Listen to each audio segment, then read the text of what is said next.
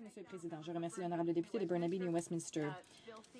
Le projet de loi S-17 porte sur les traités fiscaux, comme on le sait, avec divers pays, toute une série, la Namibie, la Syrie, la Pologne, Hong Kong, le Luxembourg et la Suisse. Mais en ce qui concerne le recouvrement de la dette des impôts non payés, le député a parlé du nombre de postes à l'Agence du revenu du Canada qui avait été diminué.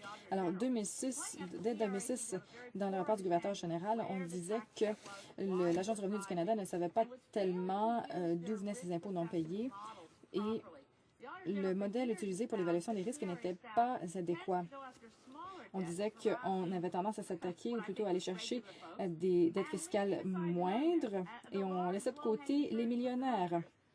Alors que ce serait plutôt des cibles plus faciles qui nous permettraient de récupérer de plus grands montants. Alors, j'aimerais savoir ce qu'il pourrait nous dire de l'habitude de recouvrement des coûts à l'Agence du revenu du Canada. L'honorable député de Burnaby, New Westminster. Je remercie le député de sa question. Et c'est effectivement un argument que j'aimerais faire valoir ce soir. Je pense que c'est la raison pour laquelle les conservateurs voulaient limiter le débat. Je pense que c'est la 44e fois maintenant qu'ils déposent des motions d'attribution de temps. Ils ont toujours une bonne raison.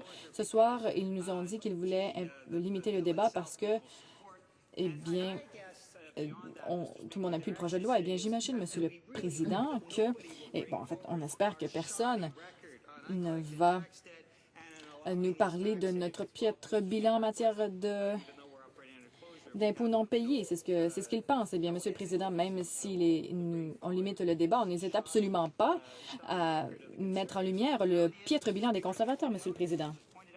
Comme on l'a fait remarquer dans le rapport du vérificateur général, 10 milliards de dollars en dette fiscale que les conservateurs semblent abandonner. Mais entre-temps,